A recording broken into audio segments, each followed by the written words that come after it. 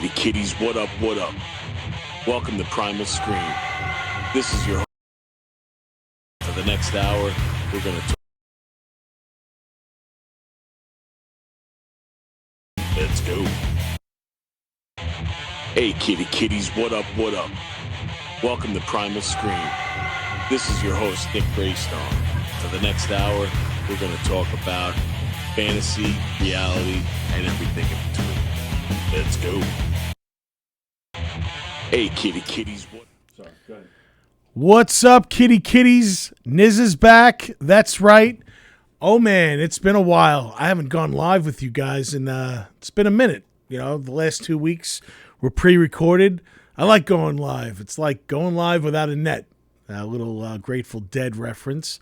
But, yeah, so much to talk about. I want to get right into it.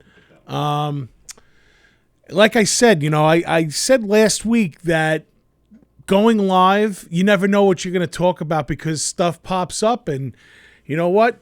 Today, something happened, and I might as well just get into that and talk about that. Dick Butkus passed away at the age of 80. One of the greatest linebackers of all time from the Bears. He started his career there, and he ended his career there. Amazing athlete and great coach, and the inspiration of a great skit for Saturday Night Live. So rest in peace, Dick Butkus. 80's not a bad number. You know, it's not too young, it's not too old, but he definitely lived a long life. So rest in peace, Dick. I'm going to get into the true crime thing right away because two things happened this week that I wanted to talk about. The first being said, the Gypsy Rose. The Gypsy Rose was released early. For those of you who do not know that story, it's a doozy. So I'm sure this is going back like mid-2000s. The Gypsy Rose was a girl that had all these ailments, or came out to light that she really didn't, and she was with her mom, and her mom used to say that, you know, oh, my daughter, who also she made look younger, and she made look sickly, and she would get all these free things. I think, you know, she got a house out of it, and they got all these, like, you know, gifts, you know, tickets to Disneyland, money, cars, and the girl was manipulated. Like, she told people that she had dystrophy, leukemia, and other ailments, and she was like preying on the sympathies of people. And what had happened was the gypsy didn't know what was real and what was like fake. So it's a rare form of abuse in which they call it Munchausen by proxy syndrome, where it's like a mind control thing where the mother gained all this mind control over the girl and made her believe that she was actually sick. She used to shave her head. She used to do press conferences and make sure that the girl never said anything. So this is happening in the day and age of like the internet was big with, you know, people interacting from other states and, you know, chat rooms and all this stuff. So what happened was the Gypsy Rose befriended a boy. His name was John Godejohn, and she told him that she thinks that her mother is manipulating her because she kind of like thought that was weird that like she did all these things, and the mother, anytime she questioned it, the mother would say, "No, you don't know what you're talking about. Just listen to me. You know I wouldn't lie." It came to light that the mother was lying. So the girl told this guy that she met that the mother was doing all these things. And basically they made a pact where he was going to come to her house and kill the mother, and they would run away, get married, and start a new life. So in July of 2016, that's exactly what happened. John went to the house, killed the mother. Gypsy went on a run with him. They ended up picking them up about a week later, and he was sentenced to life in prison without parole. And Gypsy was sentenced to 10 years in prison. And the girl has been trying to fight to get out of prison for the last couple of years. Finally, they did release her early. John is still serving life in prison, which I know he did kill a human being, and I feel like if they're going to go light with her to get her out of prison early, then maybe give this kid a reduced sentence, because he wasn't really that much older than Gypsy. And they even said that he did have some mental handicap too. So like he wasn't really thinking straight, but needless to say, he is serving life in prison right now. And he's been trying to contest it, but they're not hearing it, so they're keeping him as is. There are two great... There's one documentary and there's one miniseries. Mommy's Dead and Dearest is a great documentary on HBO, which tells the whole tale in great detail, and it's pretty... I just gave you like a brief description about it, but there's also a miniseries called The Act with Joey King, and Patricia Arquette plays the mom, Claudine Dee Dee Blanchard. And, Patricia Arquette is a great actress, and she totally transforms herself into this role. And that's on Hulu, so definitely check that out. It's definitely worth a watch. The next thing that I wanted to talk about is an anonymous woman that was alleged in a lawsuit filed in 2021 against Marilyn Manson, said that she was raped and he deprived her of food, sleep, and safety. That was actually settled outside of court in the county of Los Angeles. He's been coming under a lot of fire lately because a lot of people have been coming forward saying that, he mistreated them or abused them in some kind of way. Not that I'm making, light of serious stuff like that, because we just saw, Danny Masterson get sentenced to 30 years in prison for raping 3 women from 20 years ago. Now, Marilyn Manson, I am a fan of his.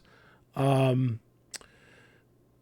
don't know. It's not that I'm like trying to defend him, because this is a touchy subject because of the whole Me Too movement and everything. Could it be that maybe it was regret that these women hooked up with him? I don't think, like, this is just me. If Marilyn Manson is going to invite you over to his house and maybe allude that there's going to be some sex or some kind of situation that you're in, I'm not saying judging a book by its cover, but it doesn't look like it's going to be like a light evening of like reading and sitting down playing Scrabble. I think you're going to Marilyn Manson's house, I think crazy shit's going to happen, unless it's just the guy that he portrays on film, on stage. But for the most part, I really don't think that's the case. And maybe some of these women, look, this one settled out of court, so I guess that the money that she got just to keep it quiet or whatever was more important than actually taking him, to trial. And right now, the way that the judgments have been coming back, a lot of these guys are being held accountable. It's amazing right now that, Bill Cosby, with all the allegations that were against him and all the bad shit that went on, he's out because of technicality. And it's amazing to me that even happened,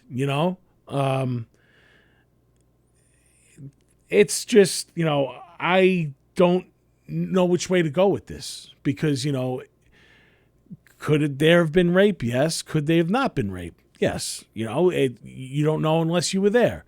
And then the whole time, you know, passes and everything. And I don't know. I just don't like the way that this one went.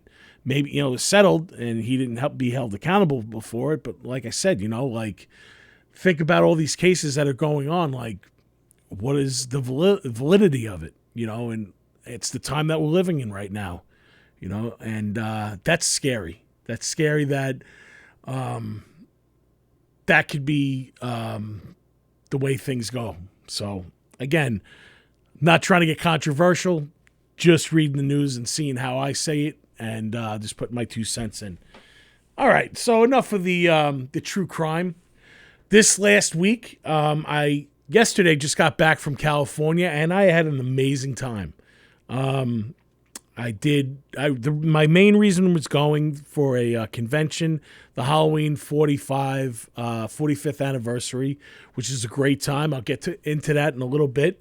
I did leave myself a couple of days to do some excursions.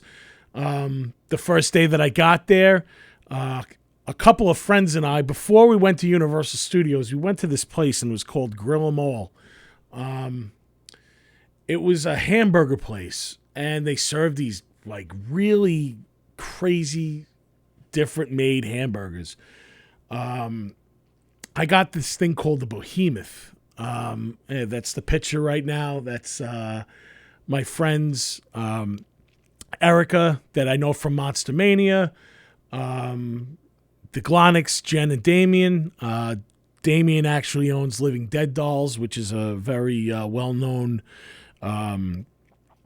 company that sells different types of figures, and it's like they've been up and coming for a while. And check out their stuff, livingdeaddell.com. And in the back is Kyle. He's the drummer from Incantation, with another friend of mine named Chuck. So yeah, we went to go check out this place, and I got this sandwich called the Behemoth. So the way that it was described was a grilled cheese bun with a half-pound hamburger with some pickles and all kinds of, you know, onions and stuff. So when I got it, I'm thinking that I'm going to get a bun that's like, you know, the grilled cheese is on, like cheeses that's grilled on the bun, and it's like put in a toaster and they put it on there. That wasn't it. I got 2 grilled cheese sandwiches as the bun with a half-pound burger in the middle. It was unreal. And knowing me, how I get the urge, and knowing that I'm going to be going to Universal and it's going to be a lot of walking, I knew there's no way that I could house this thing. So I had to make an executive decision to eat half a grilled cheese and eat the meat and try to have some fries with it, because they give you fries too. And there was no way that I could finish it. And it was unbelievably big. It was an experience. I wish I could have taken a picture of the sandwich, but I was kind of embarrassed. I'm even embarrassed to talk about it now. It was pretty insane. So, yeah. So it took me a little bit while to breathe again, and we worked our way over to Universal Studios, which we went for the Halloween Horror Night, and that was cool. Went with some friends from Fright Rags. That's another company that sells T-shirts. Jess and Liz and Heather, and the same Grill 'Em All crew. And, you know, the photo's a little dark, but if I can make a suggestion, if you're going to go to Halloween Horror Night, get the RIP VIP pass. It's expensive, but the lines, I feel time is more valuable, because the lines are for days and it's endless. And there's no way that you're going to be able to get on everything with just a regular ticket. You know, we had a host and she walked us to, I believe it's like 8 haunted houses. And we went to each one, you know, they feed you, and we really didn't have to eat after that Grill 'Em All massacre. But they feed you, they take you to different houses and stuff, and it's about like 6 or 7 hours that you're in the park. A lot of walking, but not, they take you in the tram and they take you down and you work your way back up. So some of the highlights, I really love the Chucky house that they did and the Exorcist house. I think the least of my favorite was the Stranger Things house, which is kind of crazy to think about because Stranger Things is huge right now, you know, and I was really looking forward to seeing what they were going to do, but I guess the other houses won me over more. The best thing that I did for the night was I was able to walk right up to the Psycho house, and I've been a fan of Psycho. I have it tattooed on me. It was so awesome to get to walk up to that. Like, it's just a classic horror movie that I love, and to see where they filmed it, like, just so awesome. And I got all the feels doing that, and that was worth admission alone. So, like I said, you're gonna do it all the way, get the VIP pass, and also to top it off, you get valet parking, so you can pull right up. They put you into the park, and then once you leave, give them the thing, you're out.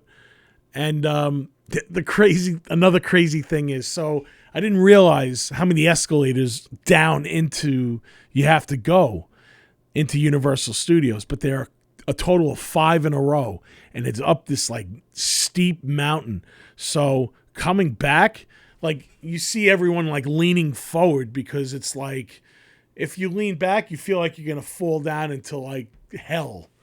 And I was getting to a point where I was actually getting sick. Like, I had to just stare at the person in front of me, because if I looked to the left or the right, that was it, man. Like, I was ready to like I start trailing or whatever, and I felt like I was gonna fall. But it's pretty crazy how deep into the mountain Universal Studio is. And I just thought to myself, like, if I would have paid regular price, I'd be walking through this whole park, and I was crippled enough. I can't imagine doing it without the tram that took us down to the bottom at first. So, yeah, that was the first night of my California trip. The second night, I went and hung out at the Whiskey, which was a cool night. I really didn't take that many pictures from there, so I got nothing to show you. But I went to go see the lead singer of Enough's Enough, hung out with my friend Jason Green, who also has another podcast. His podcast is Waste Some Time with Jason Green, so make sure you check that out. And he was also with Wednesday of Wednesday 13, which was pretty cool. I dig their music, so got to hang with those guys a little bit. Now, we're all in town for this big convention. It was the Halloween 45th anniversary. And it's pretty amazing that Halloween has this much of a draw still. You know, it's pretty iconic that 45 years after, you know, this little movie started, and it spawned all these sequels, and were able to put on such a great event. Some of my highlights of the weekend, I met Kathleen Kinmont from Halloween 5, Kelly Meeker. She played the sheriff's daughter. I know you guys might know, if you know the movie, she's the one that's wearing the shirt that says cops do it by the book. And she was really sweet and very nice. There was also Sylvia Jeffries from Rob Zombie's Halloween 2, 3 from Hell, and Eastbound and Down. So Sylvia from Eastbound and Down, she's the girl that Kenny Powers throws off the jet ski because she tells him that she's lactating, because he's like, "What's that on my back?" And she said, "I just gave birth, so, you know, my tits are leaking." So she's lactating. She gets on his back, and he throws her off the jet ski. She had a panel. So they did a panel for Rob Zombie's Halloween 1 and 2, and she was there, and she was discussing like the whole, because in both movies that she's in for Rob Zombie, she's completely nude, full frontal and everything. So when she went for the audition for Rob Zombie's Halloween, they're like, "All right, you're going to be in a nude scene, and we have to see, you know, what you look like nude." So she takes her clothes off, and she's completely shaved. So the costume design department was like, Rob's into really like 70s Bush, so we're going to have to make you a merkin. So they decide to like fit her for the merkin or whatever, and she had to stand up on this stool, and they're putting it on. And for those of you who don't know what a merkin is a pubic wig. So the guy who's making the wig, I guess his wife called in the middle of it, and she called him, and for some reason she was FaceTiming, and he thought it was a good idea to answer. So he answered the phone, and there's Sylvia standing on the stool, and this dude's like eye level with her vagina. And the wife is like, "Oh, what are you doing?" He's like, "Oh, I'm with Sylvia Jeffries, and I'm making her a merkin right now, and we're going for the fit." And he like put it on her, and the wife gets to see like what he's seeing from eye level. Needless to say, the wife hung up, and I don't know if those two are still married or whatever, but definitely not a good scene with FaceTime at that moment in time. But she had the crowd in hysterics. Some also great meets for me were was Adam Gunn, who played Michael Myers, silent Michael Myers, the young Michael Myers from Halloween 2, and Brent LePage, who played the bully in the first one, the original, Lonnie Lamb. I did some epic photo ops here right now. I got the 1978 cast. That was pretty awesome. I got to meet all of them. There's this one right here, which is absolutely insane. This is me with 23 or 24 men who have played Michael Myers in some capacity. Yes. And I walk in and I'm like, all right, guys, let's do it. Let's throw it up, the middle finger. And about 75% of them did it. And even Adam Gunn, like I said before, he played the Asylum Michael Myers in part 2. Took me aside, like, he saw me a little bit later, and he's like, "Listen, man, I met a bunch of people this weekend. I'm having a blast, but I have to say you're my favorite." He's like, "Just the way that you walk around and present yourself, and I really dig your vibe." And I was telling my family about it, and it was his first convention. And to hear that, it makes it all worth it, because I do have like a great time. And to say that I made that connection was pretty cool. Here's PJ Souls and Nancy Loomis. Those were the babysitters from 1978 Halloween. It's unbelievable. 45 years. The big thing that happened this weekend, John Carpenter ended up showing up, and he did a panel. Right there's a panel with Malik Akkad. He brought him on stage. So Malik is the son of Mustafa Akkad. He's the one that took the chance and produced and gave the money to get the movie out there and picked it up. So John Carpenter, really, they only announced him the day before. And, it's cool for John Carpenter because certainly, yeah, he didn't have to come, but he knows his fans. And he knows that this put him on the map, and he appreciates us. And, he came just to really say thank you and make, crack a few jokes. And, it was a very short time. He only did like a 40-minute appearance.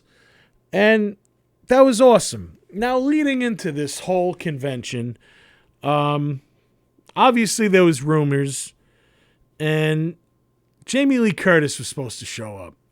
Now, everything that I'm about to say is hearsay. I don't know for the fact because I'm not the promoter, but I know a lot of people that are in circles with these people and been going for a long time, and I've been networking with all these people. So you hear things. From what I heard was that Jamie Lee Curtis, over the last month, confirmed and canceled 5 separate times, as late as the Wednesday before. She was saying at first that COVID was a reason why she wasn't coming. Then another time she was saying that the strike was affecting her. And then she'd go back on it and say she was coming. But up until Wednesday, she was coming, and she was going to do the same thing that John Carpenter was going to do. She was going to come for a panel, say thank you, and just make an appearance. And it would have been nice for that to happen. But unfortunately, Jamie Lee Curtis did not show up, and she canceled that Wednesday. And I just hate to be in that promoter's shoes or those guys for working so hard and having her come, wanting her to come and be there. They had offered her all types of different scenarios. And I got to say that I'm pretty aggravated. Look, I don't know Jamie Lee Curtis. She doesn't owe me shit. She doesn't owe any of us anything. But Jamie Lee Curtis, don't win the Oscar and cry and say this is yours just as much as it's mine and say you got me here. And then you're going to turn around and basically, just not show up and share that great moment with fans. And, I wasn't even going to say anything, but the picture that's next to me right now, she has a thing where she donates all the money from proceeds from autographs to a charity, which is amazing. Thank you, Jamie Lee Curtis, for doing an amazing thing with that. But she posted this on Monday, that her autograph is available online. And she's selling it. And the proceeds are going to that. So let me ask you something. You could post that, make money off of something that you were acting in. That's not against the SAG rules or whatever you're part of with the union, but coming to a convention and, interacting with your fans is, I don't know. It just rubs me the wrong way. Each week I do have a fuck you, and it does pain me because I hate to do it, but Jamie Lee Curtis, just stay home and go fuck yourself because you did the wrong thing. You should have been there. If John Carpenter came, he lives right there. You lived there 5 minutes from your house. You could have showed up. You could have spent some time with us. You could have even made a 30-second video. Hey, guys, I'm sorry. I'm not going to be there this weekend. I just want to say thank you. That's all. But again, you don't owe me shit. And I'll be on your line with bells on if you ever decide to come back to another convention because I do want to meet you. Because, I appreciate the work that you've done. But I guess I'm the voice of the people right now because there's a lot of people upset. And whatever. If it's going to get me shit for it, so be it. But I just have to... I said what I said. And you didn't ruin my weekend by not being there because I had a fun time either way. I met some great people. I had some amazing laughs with friends. And, I'll do Halloween 50 when it turns 50. I'll go back because I love California. I love going there. I eventually want to move there. I belong there. So the convention ended, and I was there for another 2 days, and I decided to go on 2 10-hour day filming locations ride. So I got to see parts of California that I haven't seen before, and it was pretty awesome. I saw some cool different houses and everything. I saw Pee-wee's house. I went to the Poltergeist house. I went to the church from Kill Bill. Actually, I also went to that's Wally World. That's where they filmed the original Vacation. I went to the church from Kill Bill. So now all these places that I'm about to show you are around Lancaster, California. So now if you Google Lancaster is known for two things. One, there's a prison the State Prison of California is there. And 2, there's a lot of movies that were filmed there. If you Google it, I can't rattle off all of them, but just Google it and you'll see. So they give you like coordinates. It's not even like addresses. So I just typed in the coordinates on the GPS and it took me to each set. And it's got like a chain in front of each set. And it says, if you want to rent this land to film, call this number. So I did that. I went to the church from Kill Bill. The next one was the ranch from the Devil's Rejects in the beginning, the Firefly Ranch. From there, I went to the Kiki Palms Motel from the Devil's Rejects. That's part of that there too. That's the front of it. It was like that's where the infamous hotel scene and the big Mack truck at the end smashing the girl. That's where that all went down. The road with the shootout at the end from the Devil's Rejects, that was pretty awesome. That wasn't in Lancaster. That was a little bit further west. But this is like a highway that nothing is going on. So like I pulled over and I'm standing in the middle of a highway and some like worker just pulled up to me and he was like, "You all right, man?" I'm like, "Yeah, I'm just taking pictures." He's like, Devil's Rejects. He's like, "Yeah, we get some people that actually find it maybe like once or twice a week." So I was one of the psychos for the week there. And that was the scene from the Kiki Palms. That's like where the girl got hit by the Mack truck. I'm standing in the middle of this street. So like I'm taking all these pictures and I'm noticing it's a beautiful day out, but then I'm looking at the time and I'm like, that was the end of 7 where What's in the Box happened. So I'm looking around and I'm like, shit, the sun's coming down. I'm noticing like the town just looks like a fake movie set and like there's really no locals. And I'm like, fuck, I don't want to meet them. Like, I just want to get out of here before the sun comes down. And I look at the GPS and I'm 60 miles away from the hotel. So I'm like, all right, well, it's going to take me 2 hours from Route A. Or if I go Route B, it's 1 hour and 10 minutes. So I'm like, oh, fuck it. I'm going to do the quicker one. It took me through the mountains. And it's like one way in, one way out. And like the sun's coming down. And I'm like mesmerized by the view because it looks beautiful. But I got to pay attention because one false move, I'm going off the side of that cliff. And it's down there. I don't know how many feet up I was, but it was pretty crazy, pretty intense. Like every like 2 or 3 miles, there's a passing lane either on the right-hand side or the left-hand side. And, for people that are like flying, like they're like on my ass coming up, I got to move over to the side to let them go because they're familiar with this, the road. I'm not. So I got to watch everything. And I was just like, oh, man, please just let me get out of here. This fucking fly is killing me. So the last 10 miles of that Odyssey I had to do in the dark, but I made it and it was good. So I got back to the hotel and that was it. My California trip came to an end. I can't wait to do it again. Demon Scar actually got asked to go back to play. Wow. So I did forget to talk about this place. Demon Scar got asked to play back in LA, so we're going to do that pretty soon. We'll announce that.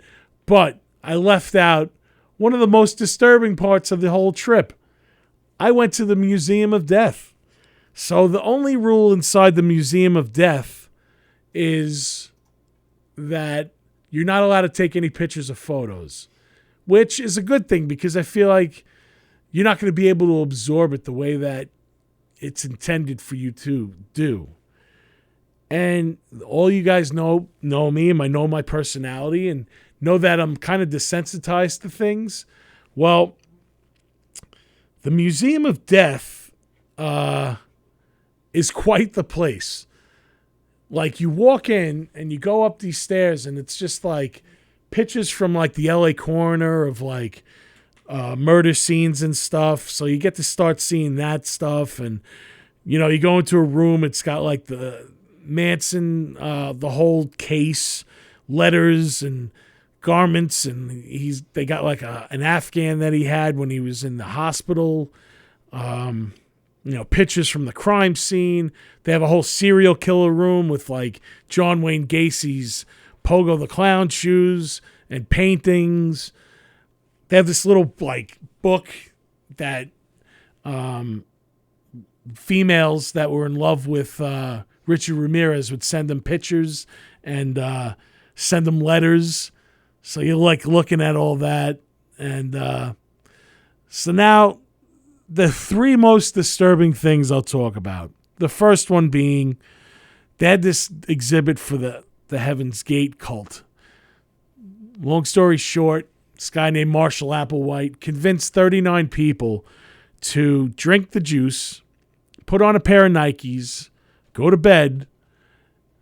They'll die, but there's a comet that's going to be passing over as their souls depart their body, and it'll catch a ride on this comet to get to a next plane. So they got this exhibit set up just like how I said. It's a bunk bed. Looks like a body's laying in there with the Nikes on. They got the initiation video with Applewhite talking to lure you into the cult. And then they have the suicide note that they found on the scene right there in a frame with it typed up. So I'm reading this while listening to this guy talk, and I'm like, the mind control that this guy had, it's like scary. It's not easy reading this stuff. Like it's pretty crazy. So I get away from there. I go into this next room, and they have like a case full of like taxidermied like dogs and cats. They have like Liberace's cat. Like I'm waiting for this cat because it looks so real to like look at me and be like meow and like claw like the window. And I'm like, holy fuck, I got to get out of here like real quick. I didn't even like stay there for like more than a minute. I get into this next room, and it's like an audio-visual room, and it's got like, you could watch like stuff from like Hollywood true crime. And I noticed that there was like a tombstone in the corner, but I didn't get to that. I didn't want to see it yet. So I'm watching the video. I get up, and I start walking towards it, and it's G.G. Allen's tombstone. And I'm like, is this a replica? And I went up to it, and I touched it, and I'm like, wow, this feels real. Then there's a mannequin sitting there, and it's made up like G.G. Allen, and they got pictures from his funeral and all these like, albums and stuff. So you leave the museum, and the guy is there that sells you the ticket, and he's like, what did you like the most? Or like, what did you want to talk about? So I'm like, dude, is that really G.G. Allen's gravestone? And he was like, yes. He's friends with Merle, and what happened was the first one was stolen. The first tombstone. So the cemetery got them a new one. That one was vandalized. People piss and shit on it because that was Gigi's thing. He used to do that on stage. And they like spray painted it, and the cemetery was like, listen, we can't have this going on every night. So they gave it to them. So the guy got close with Merle and was like, whatever happened to Gigi's tombstone? And Merle was like, oh, it's in my mother's garage. He offered him to put it up in the museum. So Merle said, listen, I have the clothes that Gigi died in. If you want those, we could put that on display. So they put that on the mannequin, and it just blew my mind. And it's amazing that G.G. Allen, out of all that crazy shit, is the one that really got me. I was like, that was pretty cool to see. Do I recommend it for everyone? No. But if you're in the area and you want to get your mind blown, go to the Museum of Death. It's quite the exhibit. I had to go across the street to to Danny Trejo's cantina and had a margarita just to like calm my nerves because it was pretty crazy. All right, so what I'm going to do is now I'm actually going to play a song for you guys. It's a brand new one by yours truly, Nizza, a.k.a. me. And this is called Fingerknives, and we'll talk about it after it's done.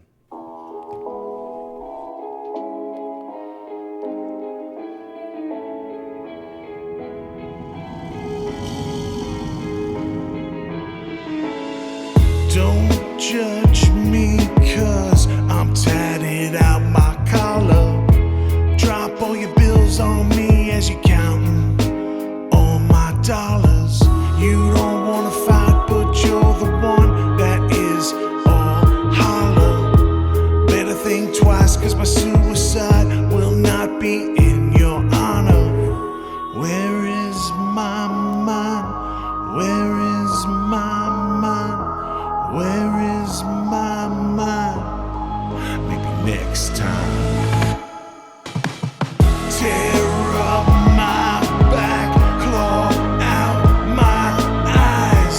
Oh, sweet lovely lady, she's got finger knives. Tear up my back, claw out my eyes.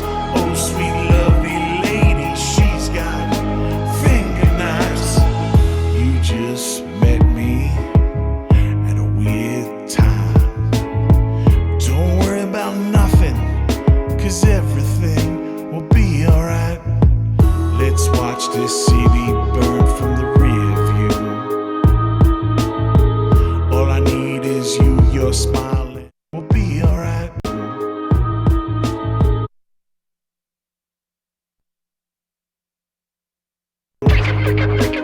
No crew.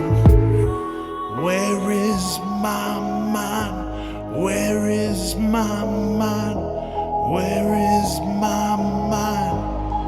Maybe next time. Tear up my back, claw out my eyes. Oh, sweet lovely lady, she's got finger knives. Tear up my back, claw out my eyes.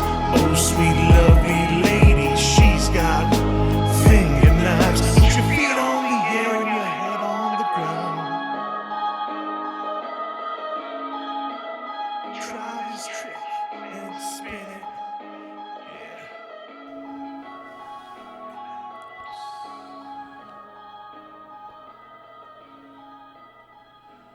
All right, so that was an unreleased song that I don't know when I'm going to release that, but I apologize for the little technical difficulties. I'm kind of happy that it's my song, so no one else could be pissed off that I fucked it up. But I was just sharing the feed on my page, and I forgot that I was playing it off of the same device that I was doing that. But hope you guys enjoyed it. That song was inspired. I went to go see the Pixies last month, and they were playing "Where Is My Mind," and I was thinking, like, no one's ever sampled that song and like kind of like rapped over it or whatever. So I ended up finding someone that made that beat, and I bought the beat from them, and I put my own lyrics to it, and I pay a little tribute to them by putting some of their lyrics in it, and that's how I came up with Fingerknives. So again, this is, you know, it's different from the Demon Scar flow, and I kind of like it, and yeah, so that's Fingerknives. I don't know when it's coming out, but I wanted to play it for you guys. There's one thing that I did leave out from my my trip. I went to a bunch of cemeteries, and I always, I take pictures and stuff. This picture that I'm posting right now, this is of John Candy's. He's in a crypt. He's in a wall, and there's some stained glass art that's like the window right near where it is, and the sun was beating in, and it was like coming up with these awesome like colors and stuff, and I just took a picture of it, and I thought it came out beautiful, and it was good to pay homage to John Candy. I always appreciated him. You see who's on the bottom there? Who's that? Fred McMurray, Who's that? the father from My Three Sons. Is that it really? Is that before your time? My Yeah. Three Sons. I mean, I know what was the main guy from it? Him? Well, he was the father. Yeah. Oh, yeah. So yeah. No, I didn't know that. That's him, huh? Yeah. Wow. I'm trying to read the top one? well, Candy's on the top. I'm trying to read who the middle one is. The Evelyn something it says. I'm trying to. Yeah, no, I didn't even know that was him. That's pretty cool. Oh, there we go. Okay. Because it was backwards. Oh, was it There we really? go. John Candy, Evelyn Haver, whoever that is. But yeah, and then Fred McMurray on the bottom. Wow. Nice. Thanks, Tony. Oh, sure. So there you go. a little bit for everyone. But yeah, John Candy, I always appreciated him, man. He was always the pride of the big guys, and it was a shame we lost him so soon in his career. But he did leave us with memorable roles and everything. And I always yearly around Thanksgiving watch Planes, Trains, and Automobiles. And growing up, it was funny. It's still funny. But it hits you in a different way because those are one of those roles where you see really his acting chops. You see the funny, but you also see the serious. And I feel like we were smited out of that. I wish we could have seen more serious from John Candy because I really think he was a great actor. I also got to give a shout out to my guitarist, Meds, because me and him are totally Neil Page and Del Griffith. Totally polar opposite dudes, but we get along at the end of the day. But yeah, it's just sometimes we can go back and forth at each other like them too in that movie, and it's just hilarious. But yeah, I associate him with that movie every year, and every Thanksgiving I always reach out to him and say, Happy Thanksgiving, Neil. And he replies, Happy Thanksgiving, Del. Still waiting for that invite, though, you prick bastard. Well, anyway, I want to plug some stuff before I get out of here. This weekend, we're going to Jason's Woods for the annual... it's the next one. There you go. For the annual Jason's Woods Throwdown. It's Demon Scar, Sharp Violet, Steven the Not Steves. We also have a special guest with us, our boy Josh, a.k.a.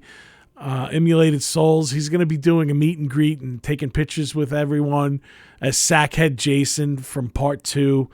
It's going to be an awesome time. And also, Ricky Glore is coming, and he's going to kill Demon Scar on screen. So he's going to film part of our set, and that's going to be used for the new Trauma movie that's coming out, Sweet Meats. Really looking forward to that. The next thing is October 21st at Mr. Beery's. That's the Horror Con. That's going to be a new start time at 12 o'clock because we're working on, right now, another guest. Aside from Aliska Hahn, we still haven't gotten the green light to announce this guest, but if they do come, I just have to say that this movie is one of the premier slasher films of the 80s, and it'll be awesome to have this guest there. But anyway, it's still going to be an awesome event. It's going to be Saturday, October 21st. New kickoff time. It's going to be at 12 o'clock. So make sure you get there early. We're going to have a bunch of vendors there selling horror art and some horror paraphernalia. There's going to be amazing gourmet Italian food by Cornicello, I believe the name is. That's my friend Christina. She's going to be selling her food there. And if you have any questions or any concerns about it, DM Julia. She's the barkeep at Beery's, or me. And hopefully I can guide you in the right direction. October 28th, I am going solo, and that's going to be at the Raven in Worcester, Massachusetts. Headlining is going to be the Flatliners, and I got booked on this gig by Fury. He's also going to be doing a set, and I'm going to be doing some of those that one song tonight that I played for you guys, Fingerknives. I'm going to be actually doing the live debut at that, and I'm looking really forward to that. We just booked another gig November 18th, Friday, November 18th, and this is the first gig that I'm actually going to be playing with under Patty Dodge Entertainment and Connected Rock Shows. That's going to be with Graces of Chaos, Hostile Intent, and Resist the Temptation. And that's going to be Friday, November 18th at Sinclair's and West Babylon. Tony, I believe I have the flyer for that. It's next to the Jason's Woods one. Isn't The other one. That one. Yeah. this one? No, the next one. Yep, there it is. It's all good, my brother. So I just wanted to show you guys that. That's going to be, again, Friday, November 18th. And the 17th. Oh, the 17th. Wow, I wrote the 18th by accident. Sorry about that. I fucked up my own plug. But again, thanks, Patty. I can't wait to work with you. It's going to be an awesome night. We got 4 great bands, and make sure you come and check us out for that. I'd also like to give a shout out to my sponsor, Cloud 8 Delta 8. They have a new thing for this Halloween season. Creep It Real with Cloud 8 Zombie OG. It's enriched with blackberry and lavender, and Cloud 8 Zombie OG is sure to light you up like a jack-o'-lantern. So they have a bunch of different Halloween flavors on display. Make sure you go check out their website, cloud8delta8.com, and use Primal 10 for 10% off your order. And remember, it's also used for medicinal purposes. So make sure you check that out. Lloyd also has a blog up there just to let you know what's going on with the business and everything. They just had a move from their headquarters, actually, from Pennsylvania to West Virginia. So he talks all about that on there. So make sure you do check them out because they're the real deal. Kitty kitties. Well, with that being said, I am going to put this episode to bed. I enjoyed talking about my trip and everything else in between. Keep it real, and I will see you next week. Later.